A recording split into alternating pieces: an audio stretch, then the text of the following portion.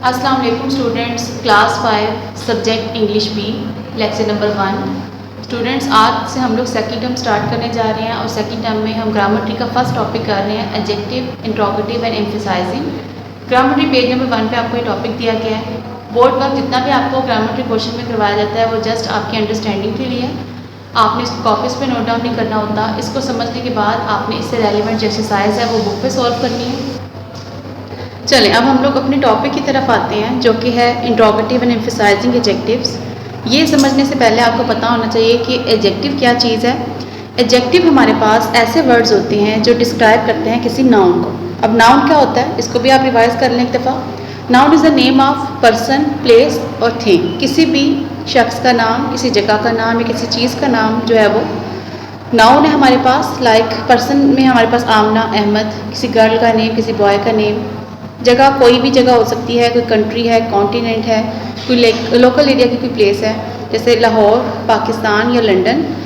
Things में हमारे पास कोई भी चीज़ हो सकती है, टेबल, पेन, चेयर। ये होता है हमारे पास नाउन। अब इन वर्ड्स को, नाउन को जो डिस्क्राइब करते हैं वर्ड्स, वो हमारे पास होते हैं एडजेक्टिव्स। फॉर एग्जाम्पल, अगर हम देखें कि पर्सन को किसी को एक्सप्लेन किया जा रहा है तो किस तरह से एक्सप्लेन किया जाएगा। Farhan is an intelligent boy. Farhan एक ज़हीन लड़का है। अब फरहान और ये बॉय मतलब फरहान के लिए यूज़ किया गया है, ये हमारे पास है नाउन। और इसके बारे में बताया जा रहा है कि वो कैसा है, इंटेलिजेंट। अगर हम जस्ट कहते हैं फरहान इज़ अ बॉय तो हमें बस लगेगा कि फरहान एक लड़का है। किस तरह का लड़का है, मज़ीद उसको मॉडिफाई किया गया है, डिस्क्राइब किया गया है किस तरह का लड़का है, ज़हीन लड़का है। तो ये जो वर्ड डिस्क्राइब कर रहा है नाउन को, वो हमारे पास क्या है, एडजेक्टिव। सेकंड एग्जांपल देखें, सारा इज़ अ नॉटी गर्ल। सारा एक शरारती लड़की है। अगर हम लोग इसमें से नॉटी को हटा दें तो हमारे पास बस बचता है सारा इज़ अ गर्ल। सारा एक लड़की है। अभी हमें ये नहीं पता चलेगा कि वो लड़की किस तरह की लड़की है, तो हम एडजेक्टिव लगा के उसका मीनिंग और ज़्यादा वाज़ा करेंगे। हमने यहाँ पे नॉटी वर्ड लगाया है जो कि एक एडजेक्टिव है और वो डिस्क्राइब कर रहा है सारा को कि सारा एक नॉटी गर्ल है, एक शरारती लड़की है। तो ये दोनों वर्ड यहाँ पे इंटेलिजेंट और नॉटी जो है वो डिस्क्राइब कर रहे हैं नाउन को।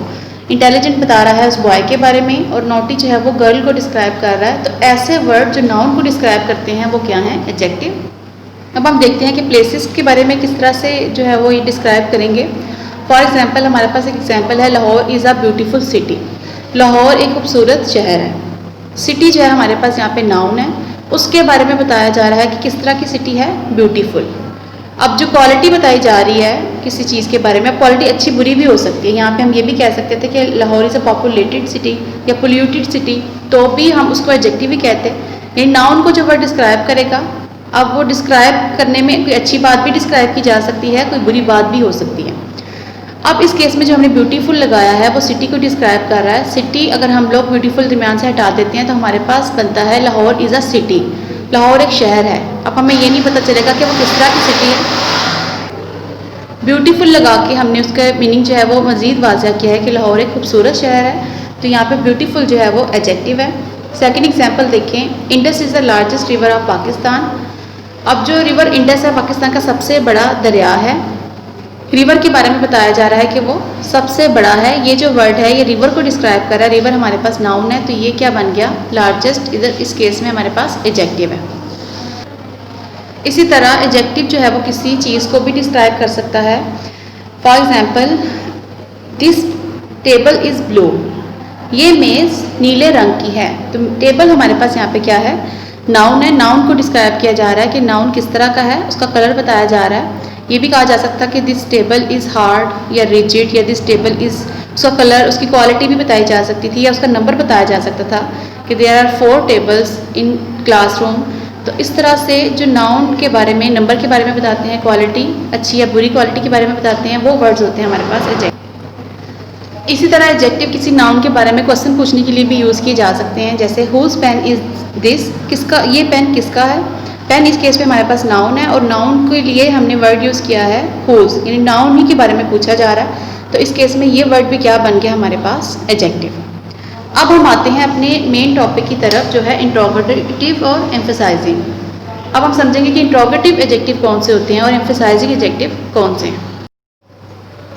इंट्रोगेटिव एडजेक्टिव हमारे पास ऐसे एडजेक्टिव होंगे जो किसी नाउन से पहले यूज़ किए जाएंगे और वो नाउन ही के बारे में क्वेश्चन पूछ रहे होंगे। For example, what gifts did you get on your birthday, आपको अपनी सालगिरह पे किस तरह के तोहफे मिले हैं। अब गिफ्ट हमारे पास यहाँ पे क्या है, नाउन, नाउन के बारे में पूछा जा रहा है व्हाट गिफ्ट्स। तो ये जो वर्ड है ये इस टाइम यूज़ किया जा रहा है नाउन के लिए, ठीक है, नाउन ही के बारे में क्वेश्चन पूछा जा रहा है, तो ये हमारे पास क्या है, इंट्रोगेटिव एडजेक्टिव। सेकंड एग्जाम्पल देखें, which game are you best at, आप किस गेम में महारत रखते हैं। अब आप देखें गेम हमारे पास इस केस में क्या है, नाउन, और नाउन के बारे में क्वेश्चन पूछा जा रहा है और वर्ड हमने यूज़ किया है विच। विच जो है वो फ़ौरन बाद उसकी यूज़ कर लिया हमने नाउन, विच गेम, यानी गेम के बारे में पूछने के लिए हमने एक वर्ड यूज़ किया है जो नाउन ही को क्वालिफाई कर रहा है, तो इसको भी हम क्या कहेंगे, ये भी क्या है, interrogative adjective. Whose book is this, ये किताब किसकी है। इस केस में बुक हमारे पास नाउन है और नाउन के बारे में सवाल पूछा जा रहा है और उसके लिए जो वर्ड यूज़ किया जा रहा है वो है हुज, तो इस केस में हमारे पास ये क्या बन गया, इंट्रोगेटिव एडजेक्टिव। इंट्रोगेटिव एडजेक्टिव के मुकाबले में एम्फसाइजिंग एडजेक्टिव हमारे पास ऐसे एडजेक्टिव हैं जो किसी चीज़ पर जोर देने के लिए यूज़ किए जाएंगे। एम्फसाइज कहते हैं किसी चीज़ पे जोर देना। फॉर एग्जांपल वो किसी चीज़ के बारे में जो है वो उसका इफ़ेक्ट ज़्यादा करने के लिए, उसको हाइटन करने के लिए यूज़ किया जा सकता है, या उस चीज़ का अगर आपने किसी चीज़ का इफ़ेक्ट थोड़ा कम करके बताना है, मतलब एक वर्ड आप बोल रहे हैं फूल।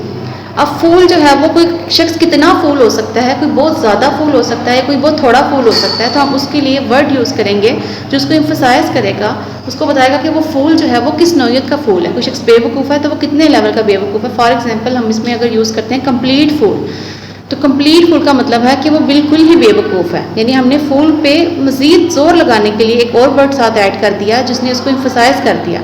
अगर हम खाली फूल बोलते तो भी एडजेक्टिव ही होता कि उसकी अच्छी या बुरी, हामी हुबी में आ रहा है ये, लेकिन अब हमने साथ कंप्लीट लगा दिया जिसको मज़ीद वाज़ा कर रहा है कि ये फूल जो है वो कम्प्लीटली फूल है कोई शख्स, तो ये जो वर्ड हमने साथ यूज़ किया है क्या है, एम्फसाइजिंग एडजेक्टिव।